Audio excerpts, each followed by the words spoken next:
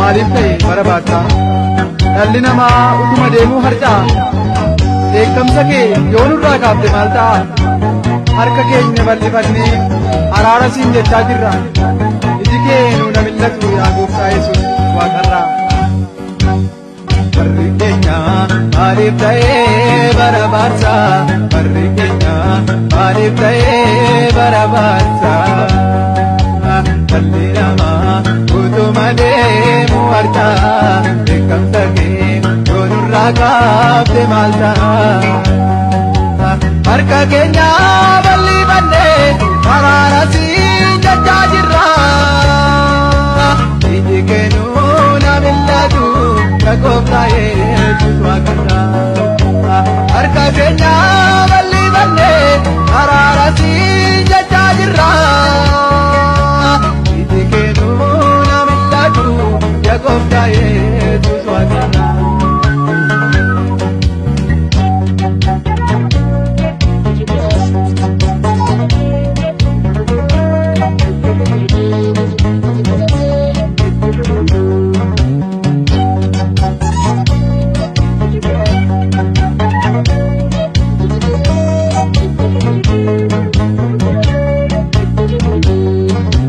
Namni karaa kee dagatee daandii mataa sarara kaadhaa dubbiin kee yoo irraanfatame maaltu dhufaa jira laata har'ayyuu baay'ee sodaannee borimmoo maaltu ta'innaa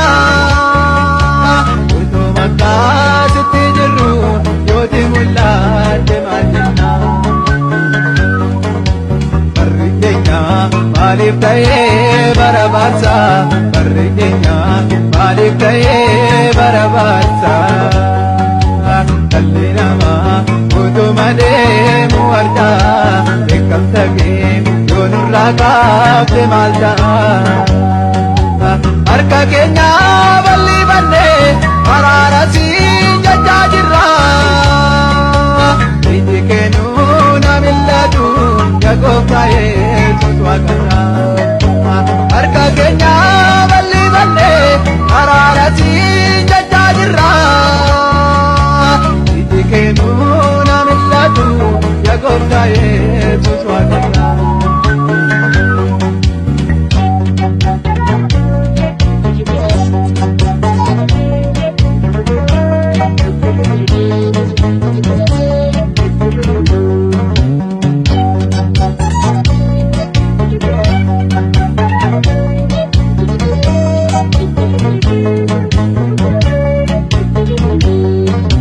Mallata yaa gooftaa Yesuus beekamsi kee maa baay'atee akka dubbiin kee nuun galleef maaltu hubannaa keenya nyaatee hubannaa nuuf kenni maaloo dubbii kee keessa deebinaa gargaaramnee keessa baanee gooftaa bu'aa maalii qabnaa.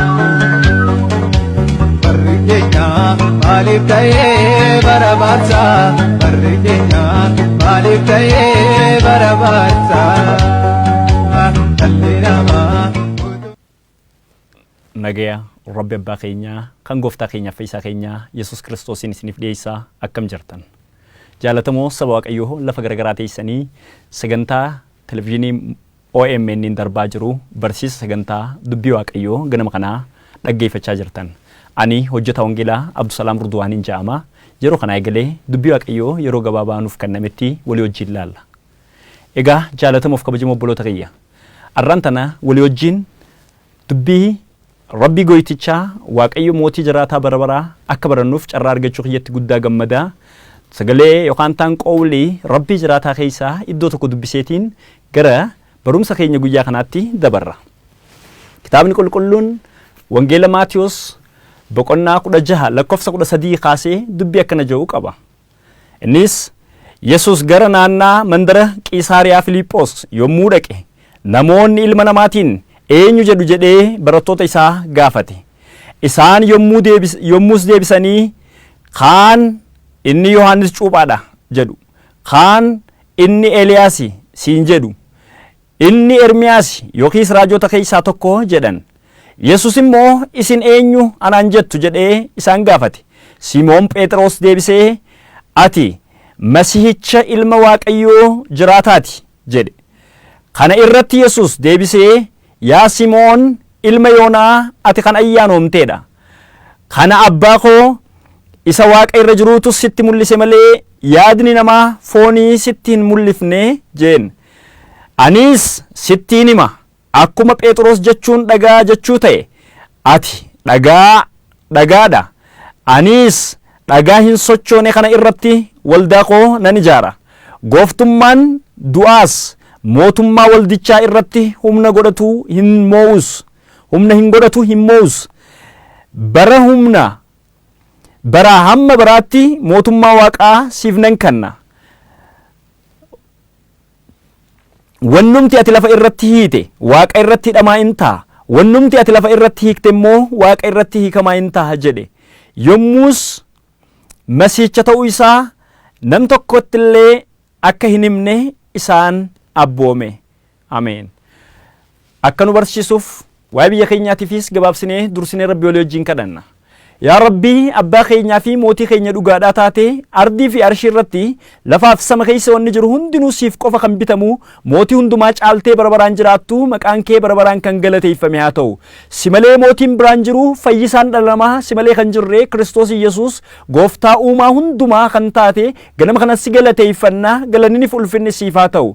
Egaa yeroo kanammoo si kadhannaa uleen abaarsaa, uleen dheechaa, uleen rukuttaa hammeenyaa biyya lafaa kanarratti diriiree jiru kan dhaloota karatti hambisaadhaa jiru, kan dhaloota ajjeesaadhaa jiru yeroo kanaa eegalee nurraa haa ka'u. Waan tokko si kadhanna ganama kana amantiin maqaa gooftaa maqaa Yesuus Kiristoosiin yeroo kanaa eegalee ergamaan du'aa inni du'aaf dhaloota haamuudhaaf haamtuu du'aa baadhatee gara biyya lafaa seene kun hojiinsaa jalaa kan diigame haa ta'u. Gooftaa ganama kana si kadhanna maqaa gooftaa maqaa Yesuus Kiristoosiin yeroo kanaa eegalee sagantaa jiru nuuf eebbisi. Amma warra dubbii kana dhagaan hundumaa irratti eenyummaan ilma Waaqayyoo, eenyummaan Waaqa jiraataa isa ta'e Kiristoos Yesuus akka mo'uuf hafuurri namaa, lubbuun namaa, foonni namaa kan bitame haa ta'u. Gurri dhageettii dhala namaa dubbii kana dhaga'uudhaaf banaa, akkasumas ijji dhageettii keessa namaa dubbii keetiif dhugaa kee arguudhaaf banamaa akka ta'uuf siin kadhadha.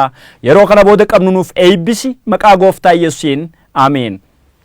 Egaa jaalatamuuf kabajamoo obboloota kiyyaa lafa garagaraa teessanii sagantaa ganama kanaa waldaa kiristiyaanaa warra wangeelaa makaana Yesuusii waldaa amantoota Oromoo Finfinnee irraa darbu karaa ana hojjetaa wangeelaa Abdusalaam Ruduwaan dhaga'uuf jirtan. Egaa nageenyi Rabbi abbaa keenyaa isiniif haa ta'u. Egaa jaalatamoo obboloota kiyya dubbiin gooyitichaa kutaaniin ammaan tana dubbisee waa'ee eenyummaa Yesuus Kiristoos irratti gaafii ka'ee dubbata. Yesuus Kiristoos eenyu waan jedhu gaafiin garagaraa jira. Egaa ganama kana nutis walii wajjin kan laallu ilma namaatiin eenyu jaan mata duree jedhuun walii wajjin laalla. Akkuma beekamu kutaa wangeela Maatiyos boqonnaa 16 kanarratti keessumaafuu lakkoofsa 13 kaasee kutaa jiru irratti gooftaa keenya Yesuus Kiristoos irratti falmii garagaraa, mormii garagaraa, yaada garagaraatu olii ka'aa dhufe. Kutaa kanarratti gooftaan keenya Yesuus Kiristoos waan biyya lafaa keessaa waa'ee isaatiif jaamu, waan biyya lafaa keessaa waa'ee isaatiif dubbatan, waan biyya lafaa keessaa waa'ee isaatiif yaadan namoota gaafata. Yesuus Kiristoos kaleessaas gaafii ture, arraas gaafiidha, hanganni deebi'ee dhufutti dhala namaa hundumaaf gaafiidha. Gaafiin eenyummaa Yesuus Kiristoos hanganni deebi'ee dhufutti warratti amanee keessa isaatiin beeke qofaaf gaafii deebitu. Kanaaf kitaabni qulqulluun hogguu dubbatu ergaa Phexros isa duraa boqonnaa 2 lakkoofsa 6-8 hogguu laaltan egaa kunaan dhagaa gufannaa kiyyaa dhagaa siibaa yookaan tan kattaa gufannaadha Tsiyoon keessaa niin ka'a namni itti amanu hin qaanfatu jechuudhaanii dubbata. Jaalatamoo obboloota kiyya waa'ee Yesuus Kiristoosiin gaafiin baroota keessatti osoo hin gaafatamin guyyaa tokko illee hafteen beektu. Kaleessa gaafatamaa turte, arraas gaafatamaa jirti, gara fuulduraas gaafatamaa jirti. Kanaaf nuti immoo ganama kana sagantaa qabnu kanatti yeroo qabnu kana fayyadamnee Yesuus Kiristoos eenyu waan jiru walii wajjin baran. Sababis rakkina biyya lafaarra jiru beeynaa, gidiraa biyya lafaarra jiru beeynaa, dhiphinaa fi amma wanti biyya lafaatti boohaa jirtu hundinuu nu mul'ataadha. Garuu isa kana keessatti inni furmaata dhala namaa ta'e, inni fayyisaa dhala namaa ta'e, najaa baasuu kan danda'u, oolchuu kan danda'u Kiristoos Yesuus eenyure? Gaafiin kun gaafii anaaf isin qofti amma gaafannu miti. Kaleessa mootonni biyyaa gaafachaa turan yoo wangeela Yohaannis boqonnaa 18 irra dhuftanii kan laaltan ta'e Yesuus Kiristoos qabamee fuula mootii warra Roomaa isa biyya lafaa yeroo san seerachaa yookaan bulchaa jirutti dhiyeeffame. Yeroo sanitti ati mootiidha jee gaafate. Yesuus Kiristoos akkuma ati jettee jeen. Duwwoo ati eenyu jennaan ani dhugaadha dhugaafin dhugaa ba'uuf dhufe jeeni Yesuus Kiristoos. Kanaaf biyya lafaa kanarra wanti dhugaa fakkaatu hedduu yoo jiraatellee dhugaan dhalli namaa itti amane ittiin fayyuu ittiin oolu tokko Yesuus Kiristoos qofa akka ta'e Yesuus mootichaaf deebise. Hoggantoonni amantiidhaa namoonni gurguddaan gara Yesuus Kiristoos dhufaa turan. Warri Fariisootaa warri gartee hogganaa yookaan ta'an gaggeessaa mana sagadaa warra Yihuudiidhaa ta'an hundi gara Yesuus Kiristoos gooftichaa dhufaa akkas jechaa turan. Ati eenyu? Yesuus Kiristoos akkas jedhee deebisaaf ture. Ani oliin dhufe inni olii dhufe immoo hundumaarra caalaa jechuudhaan dubbata ture. Egaa isaan qofa miti hawaasa gidduutti gaafiilee garaagaraa ka'aa ture. Kanarraan kan ka'e gooftaan keenya Yesuus Kiristoos akkuma argitan hawaasa gidduutti waa'ee isaa waan dubbatamu gaafachuus seene namoota waa'ee kiyyaa maal ja'an namoonni waa'ee kiyyaa maal jechuu jiran anaan eenyu naan ja'an jee gaafate. Isaan kaan Yohaannis Cuuphaas siin ja'an, isaan kaan Eeliyaas siin ja'an, isaan kaan ammoo raajota keessaa tokkotu deebi'ee dhufee ja'anis si waaman ja'aniiti deebisan. Garuu haa ta'u malee gooftaan keenya Yesuus Kiristoos gara isaaniif fuula deeffate akkas jeen isinoo eenyu anaan jettan. Yeroo kana Simoon Phexros akkas jee deebiseef ati Masiihii jiraataa ilma Rabbiiti jeetti hime. Egaa jaalatamoo obboloota kiyya Yesuus Kiristoos yeroo kana akkas jee deebiseef isii amma himte kana fooniif dhiigni yookaan ta'an jasada namaarraa beekumsa dhufuun beekuu hin dandeenyaati jeen. Rabbi abbaa kiyya isa gartee ol gubbaa samiirra jiruutu siif mul'isee jechuudhaan hima. Duba Yesuus Kiristoos inni gaafii dhala namaa hundumaa ta'e, inni baroota keessatti hibboo dhala namaa hundumaa ta'e, inni baroota keessatti dhalli namaa waa'ee isaa gaafii qabaachaa ture eenyu? Kitaabni qulqulluun waa'ee Yesuus Kiristoos waan dubbatu irraa kaanee ganama kana eenyummaa Yesuus Kiristoos karaa jaha garagaraa laaluuf yaan. Inni jalqabaa raajii waa'ee Yesuus Kiristoos dubbatame maal jaa? Macaafa qulqulluu yookaan ta'an kitaaba qulqulluu keessa dhufnee yogguu laallu akkuma nuti arginu dhalli namaa inni jalqabaa Aadam uumamee jannata keessa osoo jiru iddoo jannata keessa jirutti sobaaf dogongorsiisa seeyxaanni garagartee hayawaan yookaan ta'an hawaatiin gara isaa fiderraan kan ka'e hogguu gowwoomfaman hogguu dogongoran hogguu karaatti uumaman kaayyootti uumaman irraa kaatan argina.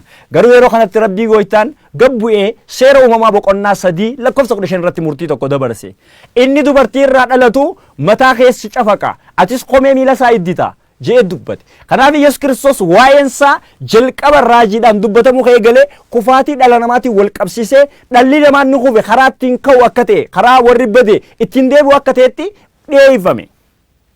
Jaalatamoo obboloota kiyya namni hundinuu kufee jira, dilii gad jira, firdii gad jira. Kana keessatti gaa Yesuus Kiristoos abdii ta'ee afaan raajiitiin dubbatamuu eegale. Isa kana qofa miti. Seera uumamaa boqonnaa 49 lakkoofsa 10 irra yogguu dhufnu uleen yookaan ta'an siiqqeen mootummaadhaa bara baraan Yihuudaarraan darbitu kan bara baraan moohu isa keessa ka'a jee dubbata. Kanaaf gooftaan keenya Yesuus Kiristoos gara lafa kanaa yogguu dhufe siiqqee mootummaadhaa tan darbineen dhufe. Siiqqeef aangoo hin darbineen dhufe. Aangoo hin darbine aangoon inni itti dhufe tun aangoo yeroodhaaf daangeffamte miti. Siiqqee mootummaa bara baraan bittuuni. Kanaaf barreessaa warra Ibrootaa hogguu dubbatu akkas jaa. Ati yaa gooftaa mootummaan ta'e mootummaa bara baraati. Aangoon ta'etis aangoon shaaramneedha. Wanni uumame hundinuu martee dabarsita. Isaan kun hojii harka keetiiti. Guyyaa tokko hundi isaanii ni badan. Ati garuutuu bara baraan haftee jiraattaa jechuudhaan waa'ee isaa dubbata. Kanaaf siiqqeen darbine, mootummaan darbine, aangoon darbine, hoggansan darbineen biyya lafaa kan seeratu kan bitu Yesuus Kiristoos gooftaa qofa. Egaa jaalatamoo obboloota kiyya. Kanaaf kitaabni qulqulluun waa'ee Yesuus Kiristoosiif waa'ee hedduu raajii haa dubbatu malee waan gurguddaa beekuu qabnu muraasa jira. Osoo inni hin dhufin dura namni dhufu kun eenyu akka ta'e ergamootaan dubbatame. Afaan raajota yookaan ta'an nabiyyoota gurguddaa kitaaba qulqulluu keessatti arginu keessatti keessumaafuu waa'ee Yesuus Kiristoos raajichi yookaan nabiyyichi nabii Isaayyaas hogguu dubbatu akkas jechuudhaani Isaayyaas raajii isaa boqonnaa 7 keessatti dubbata. Kunoo dubri yookaan ta'an intalli durbaa birkaan ni ulfoofti. Isiinis ilma ni deessi maqaa isaatis Imaanu'eel jaaniin. Imaanu'eel jechuun hiikni isaatis Rabbiin nu wajjin jira jechuudha. Egaa jaalatamoo obboloota kiyya Rabbi isa ardiif arshii waan ijaan argamuuf hin argamne kalaqeetu isa waan uumame waan arra mul'atu kana hunda jiraachuu dhabuurraa gara jiraachuu fideetu dubartii birkaarraa dhalate. Eenyu ni dhalate ree? Rabbiin ardiif arshii waan mul'atu hundumaa kan kalaqe yookaan ta'an uumee kan argamsiise qawlii yookaan jecha afaan isaatiin. Jechi Rabbii kun ammoo akka Yohaannis nutti mutti Yohaannis boqonnaa 1 irratti akkas jedha jalqaba jechaatu ture jechinis Rabbi bira ture jechi mataan isaatis Rabbi ture wanti hundinuu isumaan ta'e waan uumame keessaa isa ala kan ta'e tokkolleen hin jiru jaa. Egaa jecha kana hogguu dubbatu kitaabni qulqulluun akkas jaa jechi kunis nama jasadaa yookaan nama foonii ta'ee dhugaadhaa fi ayyaanaan guutamee nu jidduu jiraatee jaa. Yesuus Kiristoos isa nabiyyoonni kunoo dubartiin dubrummaan ni ulfooyti ilma deeyisii maqaa isaa Amaanu'eel jedhaniin jette isa gartee rabbiin nu wajjin jira jechuu teessantu dhufe jechuudha. Isa qofas miti. Isaayyaas raajichi yookaan ta'an nabiyyichi hogguu dubbatu waa'ee Kiristoos Yesuusiin akkas jechuudhaan ni dubbata. Kunoo mucaan nuuf kennamee jira, mucaan nuuf dhalatee jira, ilmi dhiiraatis nuuf kennamee jira. Aangoon mootummaa isaa gateetii isaarra jirti. Hin dabartuusi. Inni rabbi jabaa jedhamee yaamama jedhee dubbate. Rabbi isa jabaa ta'etu mucaa ta'ee nuuf kenname. Kanaaf afaan raajotaatiin karaa kanaan kan himame, karaa kanaan akka dhalatu kan himame yoo ta'u, akkasuma nabiyyichi Daani'el macaafa yookaan ta'an kitaaba nabiyyi Daani'el boqonnaa 7 lakkoofsa 9 boqonnaa 7 lakkoofsa 13-14 akkasumas boqonnaa 7 lakkoofsa 18 deemtanii yogguu ilaaltan nabiyyichi Daani'el akkas jechuun dubbata. Kunoo ilma namaa kan fakkaatu bifa duumessaatiin gara isa dur tureetti hogguu dhiyeeffamuun arge. Aangoon yookaan ta'an amriin jechuu aangoon waa godhuudha. Waan lafarra jiruuf waan waaqarra jiru saboota afaanotaa fi dhala namaa hundumaa irratti isaaf kenname. Inni aangoon kennameef kun isa nama ta'ee dhalate Kiristoos Yesuus. Egaa jaalatamoo obboloota kiyya. Nabiyyichi Zakkaariyaas hogguu dubbatu garuu akkas jee waa'ee isaatiif. No, Zakkaariyaas boqonnaa 9 lakkoofsa 9 irratti ati yaa dubartii Xiyoon dhagahi. Kunoo mootiin kee gadiif deebisee garraamummaadhaan nyagoo harreedha yookaan ta'an ilmoo harree irra taa'ee dhufa. Egaa isa kanaatu wangeelii Yohaannis boqonnaa 12 irratti raawwii argate. Hogguunii fi dhuftanii ilaaltan wangeelii Yohaannis boqonnaa 8 keessatti gooftaan keenya Yesuus Kiristoos ayyaana Hoosaa'inaa jedhamutti Hoosaa'inaa jedhanii ba'anii isa simatan.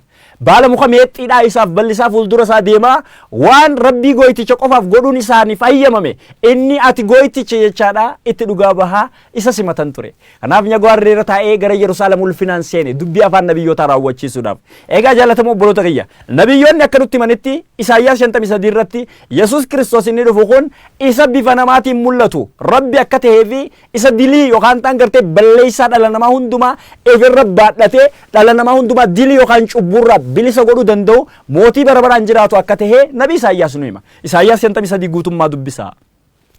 Egaa Yesuus Kiristoos dubo inni nabiyyoonni afaan isaaniitiin waa'ee isaa raajii dubbatan kun eenyu ni lammaffaadha.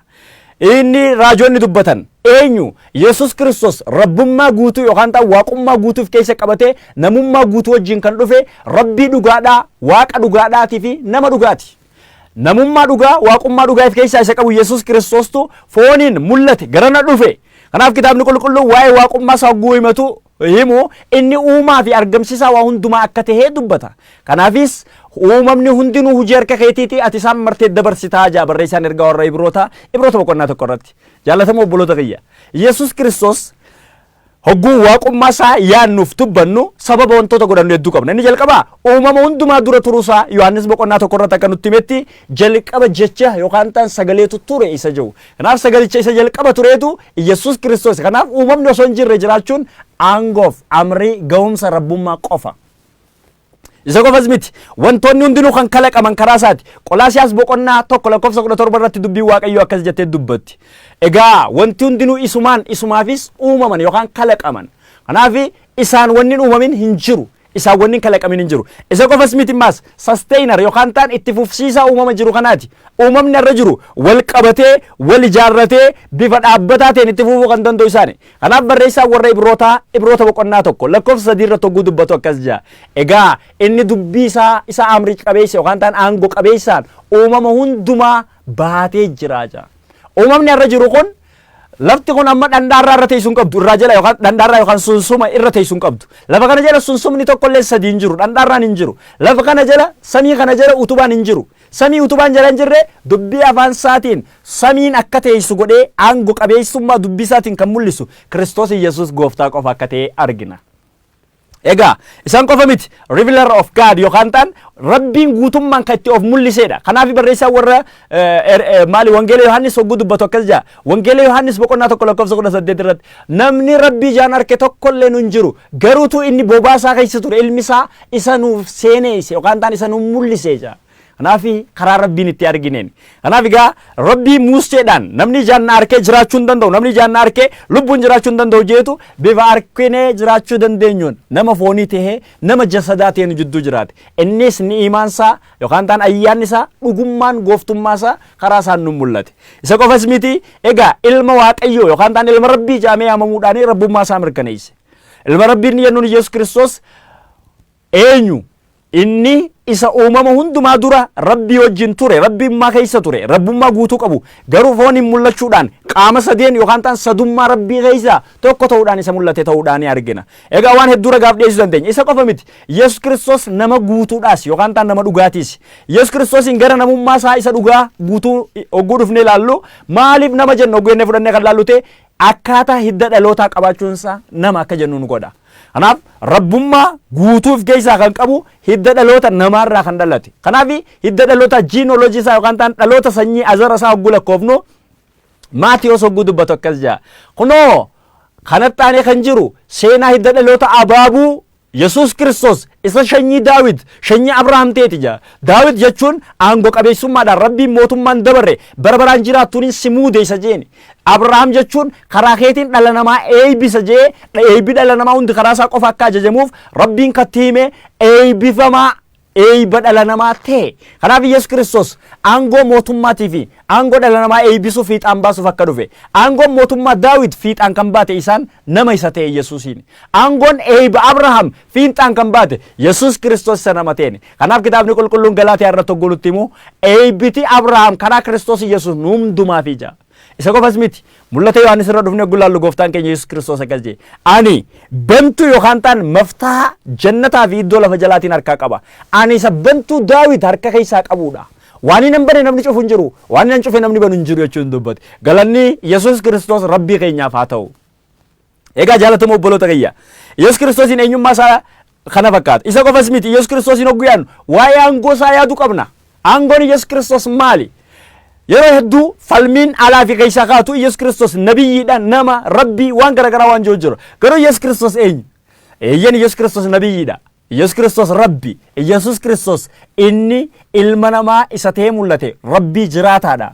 Egaa kanaaf kitaabni qulqulluun waa'ee aangoo isaa ogguu dubbatu aangoo gurguddaa sadiin isa mul'isa. Aangoo inni jalqabaasaa aangoo nabiyyummaati. Nabiyyoonni kakuu moofaa yookaan ta'an irbuu duraa hundi isaanii ergaa ka dubbatan rabbi gooytaan akkas jaa jechuudhaan ture. Garuu gooftaan keenya Yesus Kiristoos ani isiniin jaaje. Sababiis afaan nabiyyootaatiin dubbachaa kan ture jechoonni nabiyyootaa katti goolabame yookaan ta'an raawwii argate isa waan ta'eef inni rabbii fooniin mul'ate waan ta'eef nabiyyummatti ergaan isaa kan dhumaati. Barreessaan ergaa warra Ibroota boqonnaa 1 lakkoofsa 1-3 dubbisa. Garuu lakkoofsa 1 irratti akkas jaa. Rabbiin karaa garagaraatiin bara dur keessa nabiyyootaan abboota keenya dubbatee ture. Bara dhumaa kanatti garuu isa waan hundumaa akka dhaaluuf isa kaa'e. Isa waan hundumaa karaa isaa uume. Isa gartee durri yookaan ta'an ulfinni rabbii guutummaan itti mul'ate. Karaa Kiristoos Yesuus nu dubbatee jira. Dubbiin rabbiin ni dhuma, nabiyyiin rabbiin ni dhuma, ergaan rabbiin ni dhuma, Kiristoos Yesuusin isa raawwate. Isa booda nabiyyiin hin jiru, isa booda ergamaan hin jiru, isa booda maalreen hin jiru, waa tokko hin jiru. Sababiin jirreef sagalee Waaqayyoo dubbiin dhuma rabbii karaa Kiristoos Yesuus gara keenya dhuftee jira. Nabiyyoonni saala yoo jiraatanillee karaa falaasamaaf yaada namaa jiraachuu danda'an. Rabbi biraa garuu kitaabni qulqulluun akka nuyi mutti yoo ta'e akka jedhutti inni dubbii rabbii isa dhumaati. Egaa galanni rabbii keenyaaf haa ta'u. Isa kanaan wal qabsiisee Yesuus Kiristoos aangoon isaa tan nabiyyummaadha. Nabiyyoota kaanii irraa adda. Nabiyyoonni kaan Waaqayyo gooftaan maccaa akkas jedha jedhan. Inni garuu ani isiniin hin jaaje. Maaliif Waaqayyo gooftaa maccaa isa karaa nabiyyootaa dubbachaa tureetu dhufe. Inni gara lammaffaa aangoon isaa aangoo lubummaati. Aangoo araarqabummaa isa jennu jechuudha. Araarqaboo yookaan ta'an giddugaleessummaa ta'uudhaaf kan dhufe. Kanaaf kitaabni qulqulluun hogguu nutti himu inni akka luboota warra kaaniititti seeraan yookaan ta'an seera eeguudhaan luban taane. Ibroota boqonnaa 7 lakkoofsa 16 irratti seera eeguudhaan luban taane inni garuu aangoo humna mootummaa isaa tan darbine lubummaa bara baraatiin lubatee dhaabbatee jira. Lubummaan bara baraa isa kan keessa jirtu Yesus Kiristoos. Egaa jaalatamoo obboloota kiyya. Rabbii fi namni sababii diliitti gargar ba'e sababii cubbuutti eega sababii cubbuutti addaan baane eega sababii cubbuutti gargar galle eega rabbi wajjin araara kan dhabnu ta'e eega rabbi wajjin wal arguu kan dadhabnu ta'e garuu gooftaan keenya Yesus Kiristoos nuufi rabbi jidduu dhaabbachuudhaaf nuufi rabbi walitti araarsuuf nuufi rabbi jidduutti jiddu galee ta'uudhaaf isa dhufe luba keenya bara baraan jiraatu. Kanaaf barreessaa warra Ibroota 7:21 irraa kaastanii hogguu dubbistan akkas jechuun dubbata. Egaa kunoo waa'ee Yesus Kiristoos lubummaa hogguu dubbatu. Warri luba ja'aman isa dura hedduu turan. Garuu lubummaa isaaniitiin akkatti hin fufneef duuti waan isaan daangeessiteef jecha isaan lubummaan itti fufuu hin dandeenye jira. Inni garuu kan duune waan ta'eef bara baraan kan jiraatu waan ta'eef lubummaan isaan dabartu arraas warra karaa isaatiin gara rabbii dhufan araarsuudhaaf lubbuun jiraa jira. Egaa jaalatamoo obboloota kiyya warri amma miidiyaa kana dhageessan karaa araarqaboo kanaa gara jireenya Yesuus Kiristoos hin dhufin arra carraan jira. Yesuus Kiristoos giddugalee namaaf rabbii ta'ee wanni dhufeef namaaf rabbii walitti araarsuufi. Kanaaf sababii diliirraan kan kee kufaatiin dhufte dhukkubbiin arra biyya lafaarra lakkoofnu rakkinni gidiraan hammeenyi arra biyya lafaarra lakkoofnu hundinuu bakki isaan irraa dhufan eessee fudhannee kan laallu ta'e sababii dilii yookaan cubbuu hojjennee jannataa baaneef Yesuus Kiristoos garuu jannata mootummaa bara baraa ishee keessaa baanee nu deebisuudhaaf araarqaboo giddugalee keenya lubatee isa dhufeedha. Sadaffaa aangoon isaa aangoo mootummaati. Yesuus Kiristoos mootii waa hundumaa kalaqee argamsiisedha. Mootii waa hundumaa jiraachisuudha. Aangoo mootummaa isaatiin biyya lafaa kana keessatti uumamni jiru hundinuu hoogganama. Warri ittiin amanu hin fudhadhu aangoo isaa ijoolleen isaa ala jiraachuu hin danda'an. Sababiis humna rabbummaa isaa ganan malee aangoo isaatii ala jiraachuu hin danda'an. Rabbummaa isaa kaaduu danda'an. Sababiis dhalli namaa kaaduu danda'a. Mirga qabas kaaduufis amanuufis rabbiin free will eeyyama bilisa ta'e dhala namaatiif kennee jira. Eeyyama bilisa ta'e qabda. Waan barbaadde dabaluu dandeessa. Garuu aangoo mootummaa Yesuus ala ta'uu hin dandeessu. Wanti lafaaf waaqa keessa jiru isaan utubamee dhaabbate waan ta'eef jecha. Kanaaf kitaabni qulqulluun aangoo humnaa akka qabu nutti hima. Aangoo ayyaanaas qaba. Warra isatti amane gidduutti har'a Yesuus Kiristoos aangoo mootummaa humnaatiin hojjeta miti. Aangoo mootummaa ayyaanaatiin hojjeta. Ayyaanni gooftaa keenya Yesuus Kiristoos har'aas isa nu jiraachisaa jirudha jechuudha. Isa qofas miti. Aangoo ulfinaa qaba. Yesuus Kiristoos deebi'ee kan dhufu isa qofa. Hundeessaan amantii kamillee deebi'ee dhufu. Gaggeessaan amantii kamillee deebi'ee dhufu. Garuu Yesuus Kiristoos deebi'ee kan dhufu rabbii kophaati. Mootii kophaati.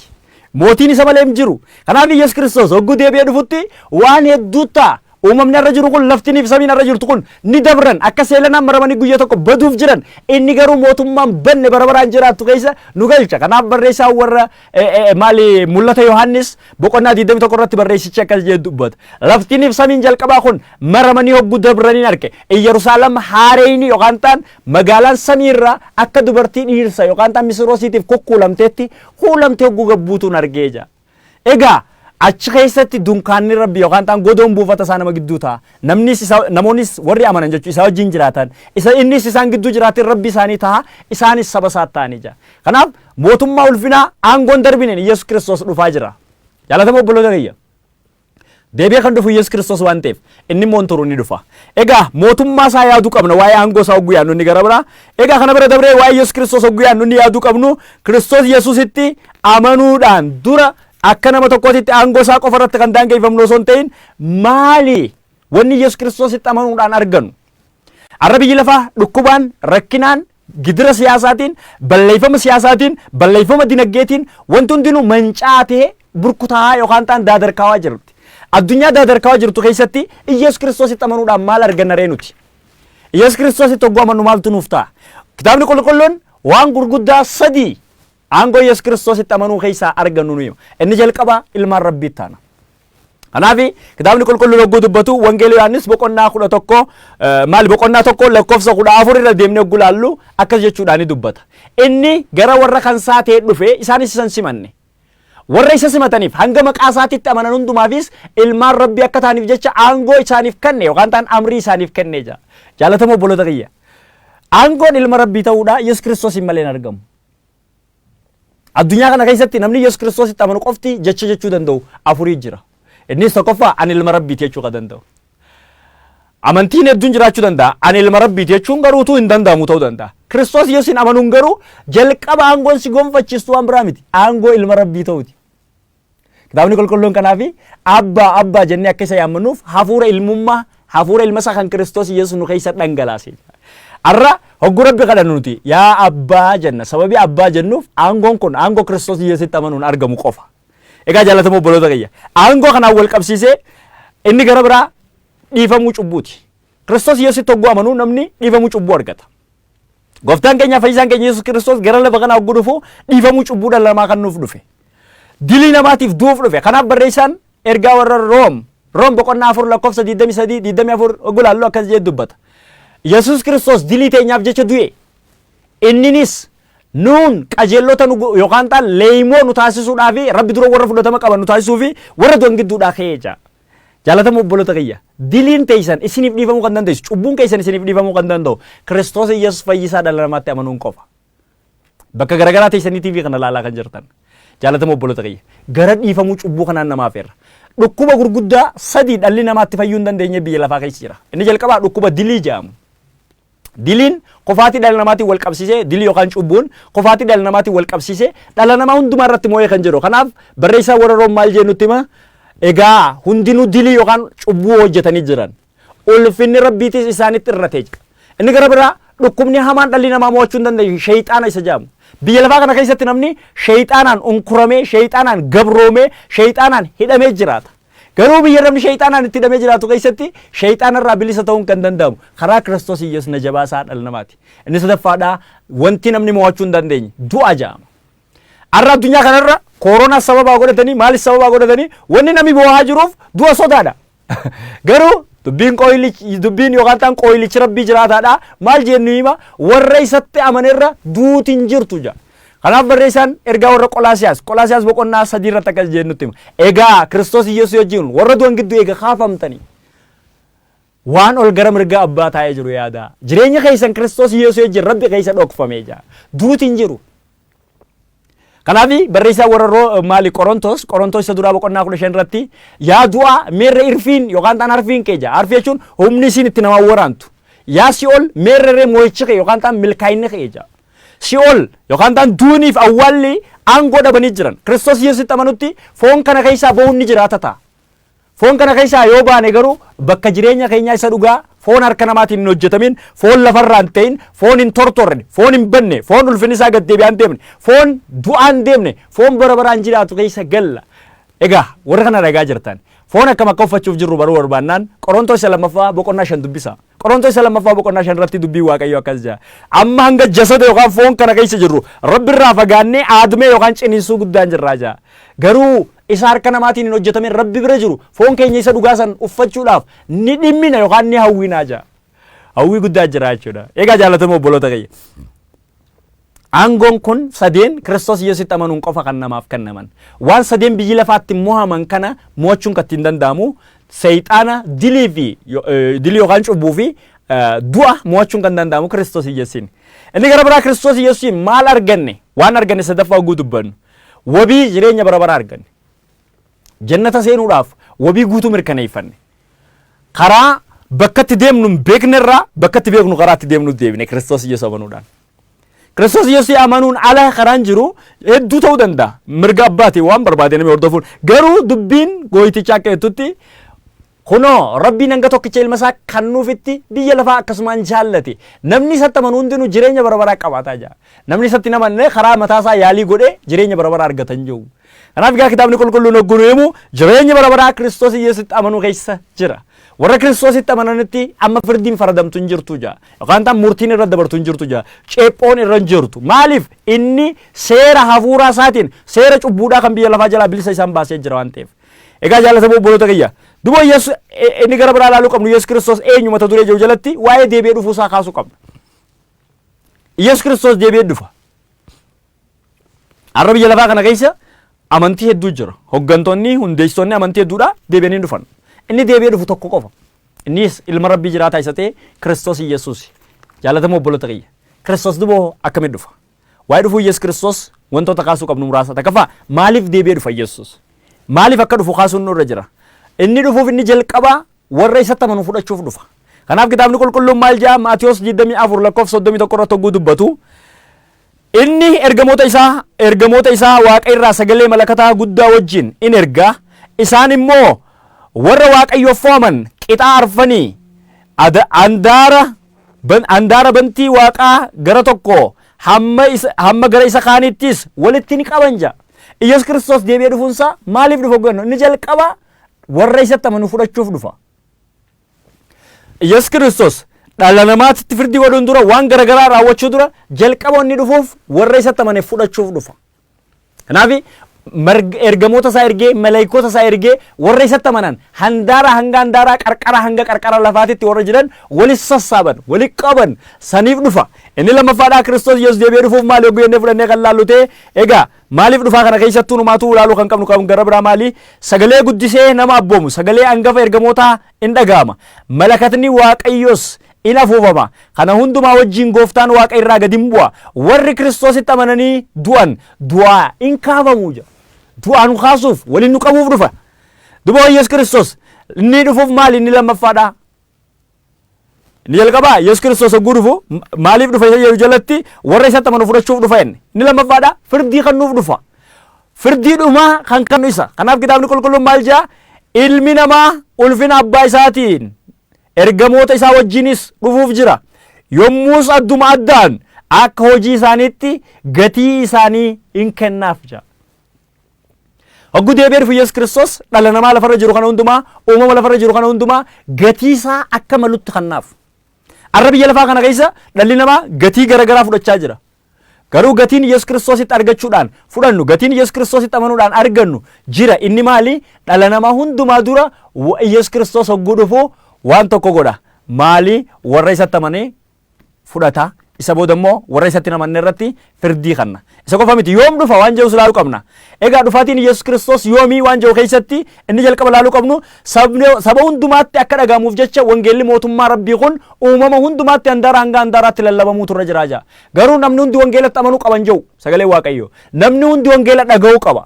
Arrammoo addunyaan hundinuu dhagaa jirti. Itti amanuu dhabuun mirgallee ta'u jechuudha. Inni gara biraa immoo akkamitti dhufa waan jedhu kaasuu qabna. Yesuus Kiristoos deebi'ee dhufu wajji. Uumamni hundi osoo isa arganii dhufuuf jira. Jaalatamoo obboloota kiyya. Uumamni biyya lafaarra jiru kun handaara hanga handaaraatti dhufaatii Yesuus Kiristoos ni arga. Kanaaf maal jedha? Kunoo inni duume isaa wajjin dhufuuf jira. Ijji hundinuus isa ilaaluuf jiru.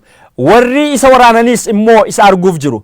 Gosi namaa lafa irraa hundinuu isaaf inni waa'ee waatu eeyyees akkasuma hin taaja mul'ata boqonnaa tokko lakkoofsa torba irratti.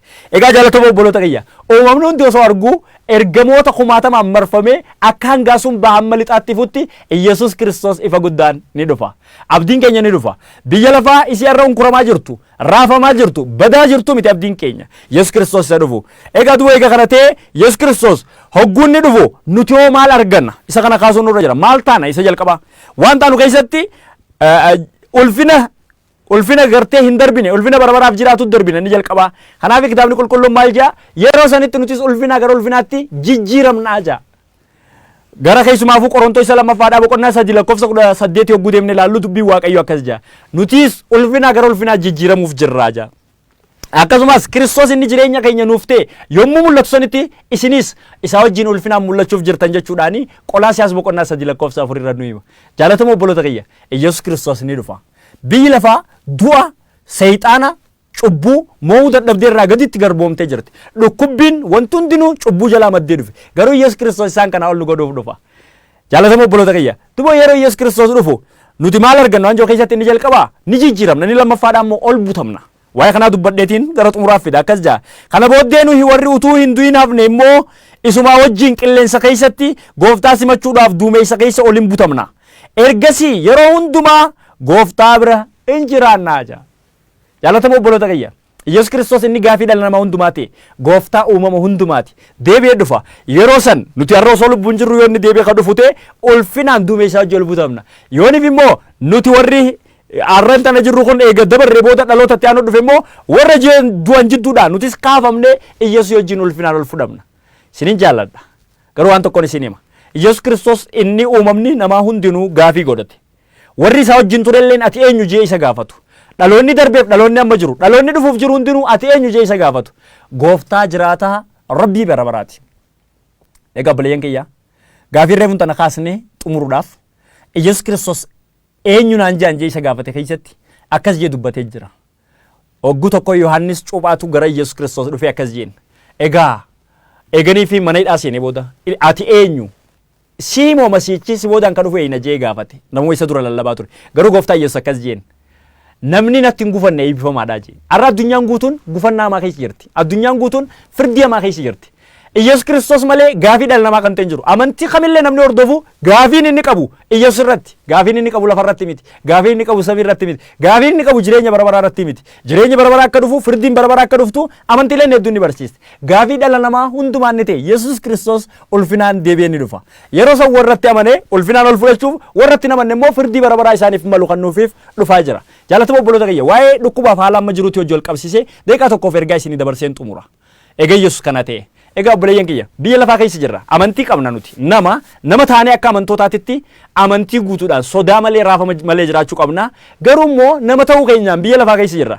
Har'a dhukkubni addunyaan sodaachaa jirtuuf raafamaa jirtu kun karaa inni itti daddarbu keessaa tokko wal qabachuun hunjaan kan harka dhiqadhaa amma jechaa jira waan garagaraa dubbachaa jiran akka obboleessaa waan isin hidhaamu waan if eeggannaadhaaf ogeessonni fayyaa isin gorsan hundumaa raawwadha garummoo sodaattanii raafamtanii jireenya keessan du'atti hin kenninaa Yesuus Kiristoos ulfinaan deebi'ee dhufa isinin jaalladhaa daqiiqaa tokkoof rabbi kadhannee walii wajjin xumurra. Yaa Rabbii abbaa keenyaaf waaqa keenya taatee Kiristoos Yesuus gooftaaf fayyisaa dhala namaa nuuf erguudhaan fayyina jireenya bara baraa isan dabarretti kan nu fidde maqaan kee haa eebbifamu.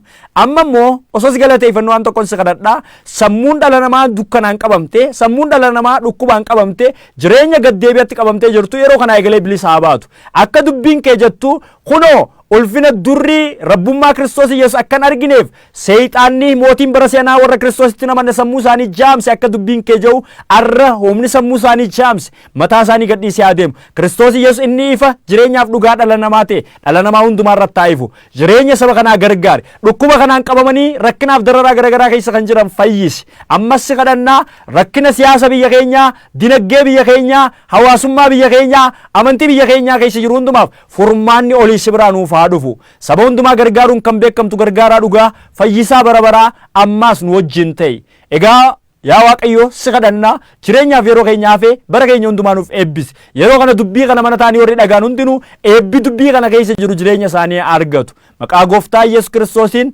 ameen.